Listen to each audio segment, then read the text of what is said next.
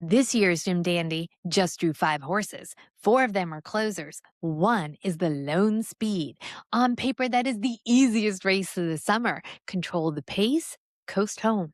But when I analyzed these closers' past performances, that theory started to fall apart because at least 2 of them don't actually need a hot pace to win. So does the Lone Speed horse really have it that easy? How will you find your winner? Facts and figures are going to give you that winning edge. I give you the stats, you make the picks. I'm Maura from Trifecta and a little bit extra. This is the Grade 2 Jim Dandy at Saratoga, a mile and an eighth for 3-year-olds, a proving ground for the Travers, the Midsummer's Derby. Today, I'm going to be covering the race architecture, the pace scenario, angles you can use, and then all 5 horses entering, including why closers need pace isn't always the rule. But before we dive in, let me just remind you this. Horse betting's not legal everywhere, so if you're betting, make sure it's legal. And as always, this is just my opinions based on the information available. Horse racing is really unpredictable, so make sure you do your own handicapping and wager responsibly. Start with the race architecture because it can really help inform you which horses fit nicely into this race. The configuration of the track, the design of the race, they both play an important role in how the race can be won and the challenges that the horses may face. But for this race, where I really want to focus is the pace. Now, you should know the race is a mile and an eighth on the dirt at Saratoga. It begins right into a turn, but because we only have 5 runners, that may not be as impactful. And that's where that pace picture really gets interesting. We only have 1 speed horse in this race. He is starting from post position 1, Chip Honcho. And he's typically not a speed horse. He's more of a stalker. But in this race, he's the only one with that early speed. So on paper, everything looks like it's just setting up perfectly for him. But does history actually support that? For Saratoga, early speed tends to be important, and this race has typically rewarded horses on or near the lead early. Now let's look at what the winners have actually done. 74% of the last 31 winners of this race were either the leader or 2.5 lengths of the leader at the half call. And by the 3/4 call, 81% were within 2 lengths of the leader, so they shortened it up. And with only an eighth of a mile to go in that stretch, 81%, not 100%, but 81% were either on the lead or just ahead from the leader. So while history doesn't say you have to be on the lead early, it does suggest something important.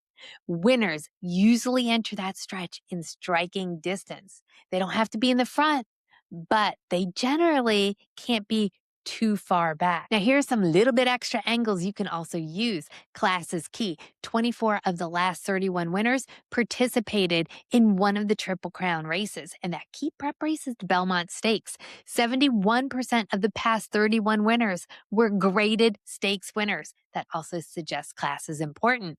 And guess what? The favorite has only won this race 11 times out of the last 31, 35%.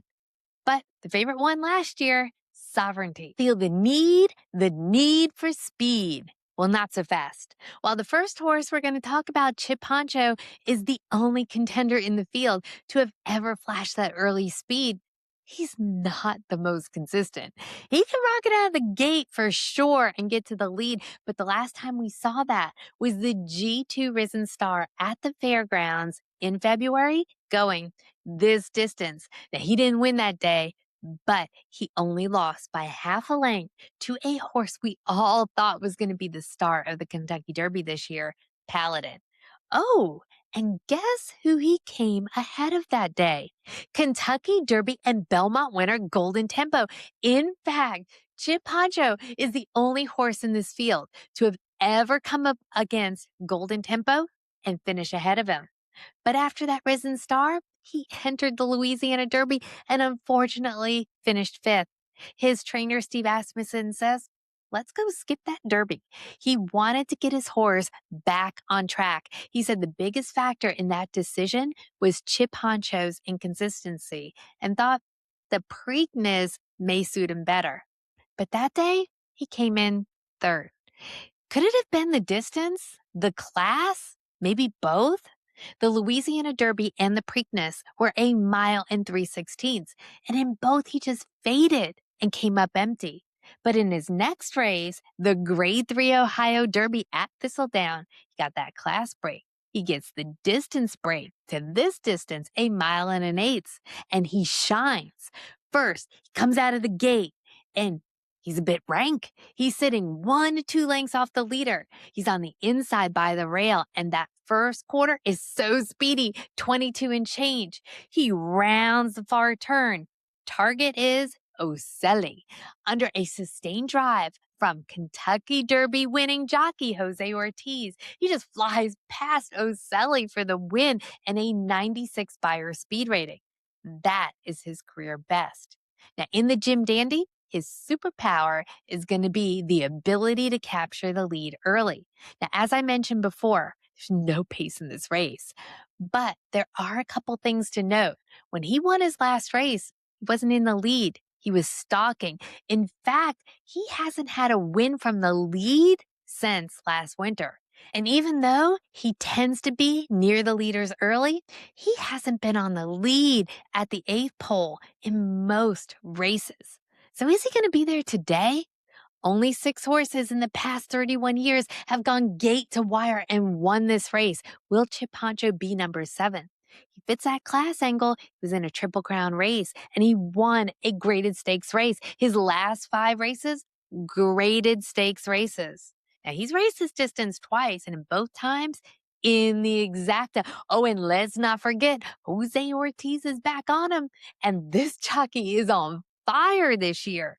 Okay, Chip Honcho, time to live up to your name.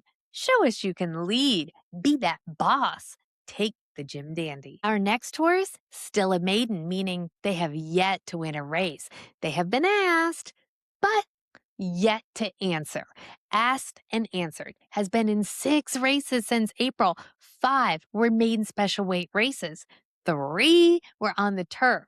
1 was the Grade 3 Pennine Ridge Stakes going right here at Saratoga, a mile and a 16th on the turf. 1 was $111,000 maiden special weight, this distance here at Saratoga. So he's been asked in a variety of races, but the best he's done is second in an $85,000 maiden special weight going a mile at Belmont at Aqueduct, finishing with just a 76 Beyer. I'm just afraid that this horse is significantly overmatched here. The notes in his race lines, they say weakened and tired and no impact. And these notes make me really worried for him. His running style is also a bit too far back than I would like. For me, asked and answered is going to be a pass. Our next horse is looking to prove that he can get into the exacta right here at Saratoga, because everywhere else he's finished first or second, but twice he's raced here at Saratoga and finished third. It's Renegade. Now we know Renegade is so extremely talented. He has raced 7 times. 5 times he's finished in the exacta. In March on the Kentucky Derby Trail, he wins the Grade 1 Arkansas Derby going this distance. Renegade wins by 4 lengths after having that big burst of energy, coming home and getting his best Beyer yet of 98. Then he enters the Kentucky Derby. But he draws post position 1, the dreaded post position 1, the rail. He gets bumped and bumped and bumped again and then bumped really hard. But the race had a great setup for this talented horse. Remember, he's a closer. And those early fractions, they were super fast. He duels golden tempo, but unfortunately, he loses by just a neck with a 95 Beyer speed rating. That's a tough loss. Next up, Belmont Stakes. Everyone said, man, he is going to take the Belmont. And he was placed favorite of the race. But he comes in third. What happened? He bobbles at the start. Now coming up on the backstretch, he's on the inside. Commandment, who is also in this race, is on his outside. He begins to make his move going around that turn. Renegade, Golden Tempo, Commandment, they're all in the stretch together. But he flattens. He comes in third. Now, don't blame it on the slow fractions. Yes, they were slower than the Derby, but Golden Tempo, he managed to rally from last to first. And when Renegade won the Arkansas Derby and came in second in the G2 Remsen going this distance, those fractions, they were moderate to slow. Yes, his superpower is the ability to close in a slow and moderate pace. And it looks like we're going to get that here in the Jim Dandy. His trainer, Todd Pletcher, said he had a really good kick on Belmont Stakes Day, but it wasn't enough. He didn't have that sustained run that we saw in the Derby. Pletcher thought, well, maybe he was still feeling the effects of the Kentucky Derby. In a recent interview, he said he thinks he is much better now than he was going into the Belmont. That it really just took some time for him to bounce back from the Derby, and he is back to his best. So I would say, don't be too afraid that he's a closer because he's shown in the past that he could get to where he really needs to be in striking distance in the stretch. And his jockey, Irad Ortiz, is a master here. So he's got the class, he's got the speed, he's got the distance ability you want to see. The question's going to be, does he like Saratoga? And is he really back to his best self? Because his best self is dangerous. Now, before moving on, if you're finding the information in this video helpful, please help me out by hitting that like button, please. It tells YouTube to keep showing this to other race fans like yourself. Or better yet, share the video with someone you know who really loves horse racing, or maybe that friend you wished would go to a race with you. Racing may be complex, but the explanation doesn't have to be. And remember, Trifecta Thursdays, new episodes dropping before major race days. Subscribe and never miss out. Shh, we haven't seen this next horse since March, but he was on the Derby Trail until he was sidelined due to a foot bruise. It's Silent Tactic. Now, his superpower is the ability to be consistent. 6 races, 2 wins, 4 places, always in the exacta. Outside of his first 2 races, which were on the synthetic at Woodbine, all of his other races were on the dirt at Oaklawn Park. But this is a horse I was so excited for when he was on the Derby Trail. In February, he wins the G3 Southwest, a mile and a 16th, almost going from last to first. He was 7 lengths off the leader at the half call, and he just runs down the field. Then in the Grade 2 Rebel going a mile and a 16th, he only lost by a nose to class president. Again, with that late burst of energy. Then comes the Grade 1 Arkansas Derby. This distance. He comes out of post position 2. He was patient and unharried. And around that far turn, he makes a move to the outside. He comes off the turn. He has the lead. But Renegade just passes him. Remember, Renegade's in this field. He finishes 4 lengths behind Renegade with a 91 Beyer speed figure, a career best, even with the loss. According to his trainer, Mark Casse, he was dealing with that foot issue in the weeks leading up to that race. So the question's going to be, was he just not in his best condition that day? And has he progressed enough to take on Renegade and the other contenders in this race? It's been 5 months since he has raced, but he has been in Saratoga for 2 months and worked 7 times on the track. However, I'm just not sure I really like what Mark Casse, his trainer, has said about him. When asked if Silent Tactic is ready, he says he's really happy with him. But is he going to be 100%? The answer was probably not, but he should be fit enough to have a good showing and hopefully get him into the Travers. Mark Casse's words, not mine. Casse also admits that in this race, he's most likely not going to get the pace scenario that he needs. The Rebel and the Southwest, where he did really well, had early, fast to moderate fast fractions. For me, I wish he had that pace to run into, but more importantly, I would want to see a race after that layoff. A talented runner for sure, one that I really like. But with 3-year-olds, me personally, I like to see that consistent progression. Our final horse is looking to lay down the law, Commandment. He's got the most wins out of any horse in this field. In 7 starts, he's won 4 times, but that is not his superpower. His superpower is speed. He's the only horse in the field to have broken a triple digit buyer speed rating, and he not only did it once, but twice. The first time was in the Grade 2 Fountain of Youth at Gulfstream, going a mile and a 16th. He wins by a neck with a 101 buyer speed rating. Then he backs it right up in the Grade 1 Florida Derby, going this distance. He wins by a nose with a 100 buyer speed figure. But then comes the Kentucky Derby. Unfortunately, it was one of his weakest races. It all started at the gate. He was a step slow. He had to go wide so many times. Commandment looked like he was poised to move in the stretch. But he was jostled by Ocelli, which knocked him into another horse. He finished 7th, 5 lengths behind the leader with an 88 buyer speed rating. Ouch. But then came the Belmont Stakes, where he decided he was going to command a comeback. Here at Saratoga, going a mile and a quarter, Commandment, just like many others in this field, he's a closer. He starts off back of the pack. He goes wide around each of the turns. In that final turn, he begins to make his move with Golden Tempo. They both go super wide.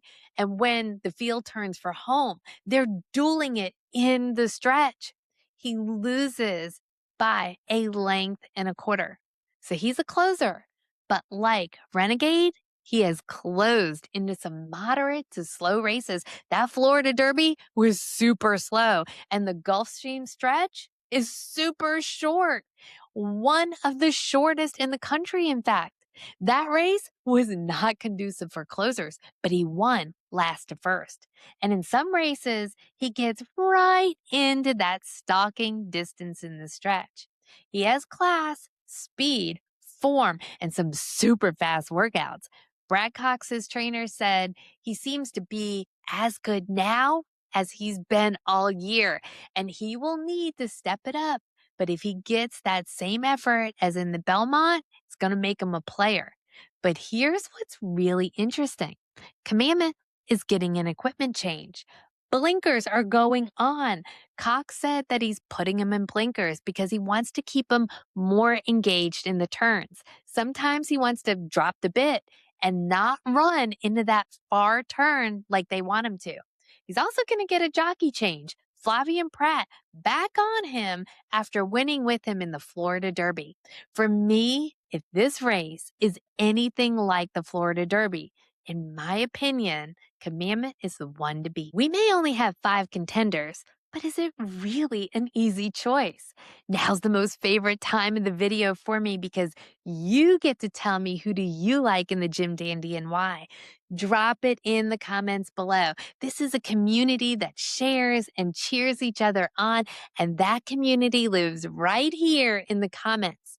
And if you want even more community, I encourage you to join my newsletter. Subscribe .trifectaandextra.com or use this QR code right here. There's no spam, just some really interesting racing insights and news stories, and get to know me a little bit better, and invitations to special events. Now, I send that newsletter out every other Monday. If you do sign up, make sure you go into your emails, find an email I'm immediately going to send you. Open it up and hit confirm your email, because if you don't do that, you don't make it onto the list. Go ahead, hit like and share, and maybe sign up for my newsletter. And don't forget to subscribe. I hope you all find your winner on Saturday and sashay away with your money. Until next time, cheers.